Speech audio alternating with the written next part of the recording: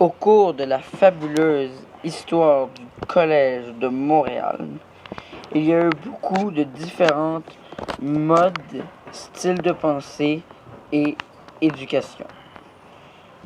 Peu importe la génération, il y a eu des différences. Mais je vais vous expliquer les différences entre les années 1950 et aujourd'hui, et 2000 et aujourd'hui. Au début des années 1950, l'éducation au Collège de Montréal était largement différente que celle d'aujourd'hui. Tout d'abord, la religion était une partie majoritaire de l'éducation des élèves du collège. Les premières tâches du Collège de Montréal en tant qu'établissement d'éducation étaient de préparer les jeunes garçons à recevoir une des meilleures éducations religieuses et scolaires de toute l'île de Montréal. Formés par les maîtres du grand séminaire, tous les profs et sœurs étaient à la plus grande maîtrise de leur savoir. Aussi, pour préserver le parfait focus de chacun de leurs élèves, les relations entre filles et élèves du collège étaient interdites. Cette règle sera plus tard effacée vers 1960 à cause d'un changement de pensée dans une nouvelle société rentrante d'élèves.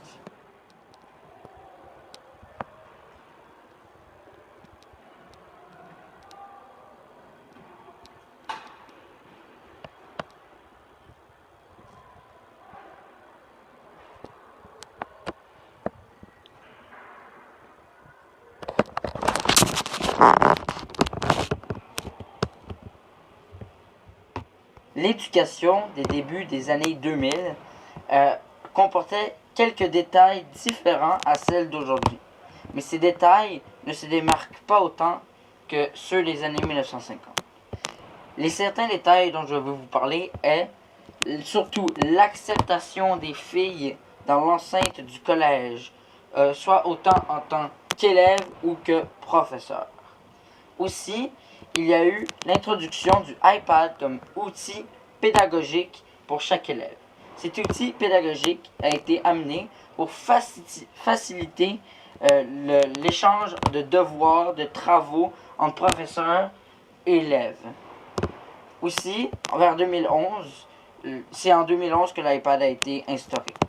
Plus tôt, avant ces années-là, il y a eu aussi la création du terrain de gazon synthétique à l'emplacement de la cour nord et la création d'un gymnase et d'une meilleure air climatisée.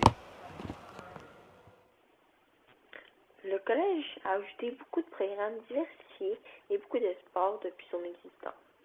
Les programmes existants sont sport-études, concentration sport, arts magia, mythique et régulier.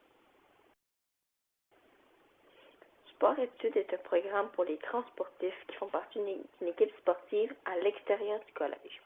Ils font des cours réguliers en avant-midi et font leur sport respectif en après-midi.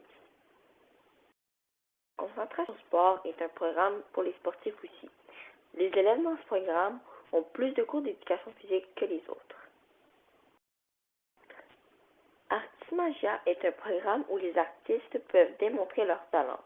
Les élèves de ce programme ont 3 choix d'art différents: Artis Magia musique, Artis Magia danse ou Artis Magia art visuel. Le programme mythique est un programme où les élèves jouent plus avec l'informatique. Durant la semaine, ils peuvent avoir un cours supplémentaire et c'est le cœur de leur programme. Aucun autre programme à ce cours-là. Le programme régulier est le programme de base.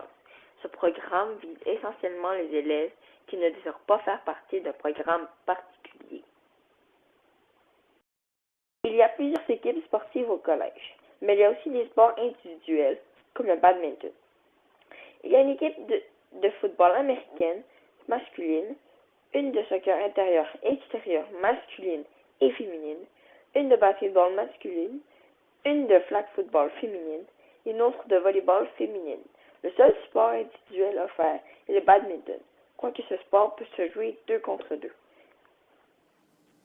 Bonjour, aujourd'hui je vais vous parler des sports au Collège de Montréal, du terrain multisynthétique et du grand gymnase bleu que vous pouvez voir à l'écran. Donc, avant, le collège était surtout axé sur la religion, mais également axé sur le sport. C'est cependant, malheureusement, il y a uniquement 18 ans que le complexe multisportif appelé le gymnase a été inauguré. Cela signifie que cela fait seulement 18 ans qu'il y a un gymnase à l'école, depuis 1998. Et encore plus récemment, en 2010, le collège a intégré le terrain synthétique de multisport. Avant que le terrain soit inauguré, il y avait juste du gazon et de la terre et la qualité n'était malheureusement pas autant bonne qu'aujourd'hui. Comme vous pouvez le constater, le sport faisait autant partie des intérêts du Collège de Montréal dans les années 1900 comparé à aujourd'hui. Dans les années 1900, comme le budget n'était pas assez élevé du collège, il n'y avait pas autant de matériel sportif, mais aujourd'hui, le collège peut se permettre de se faire des petites folies comme un terrain synthétique à 500 000 $. Donc, dans les années 1900 et 1800, l'athlétisme et le hockey sur glace étaient les deux sports bien populaires au collège, mais il y avait aussi de la crosse, du volleyball, du ski, de la natation, de la gymnastique et du basketball. Aujourd'hui, il y a aussi du soccer, mais auparavant, le soccer n'était pas un sport au Collège de Montréal, ce qui signifie que le Collège de Montréal en sport a bien évolué depuis toutes ces années. Bonjour, aujourd'hui je vais vous parler des sports au Collège de Montréal et aussi du terrain.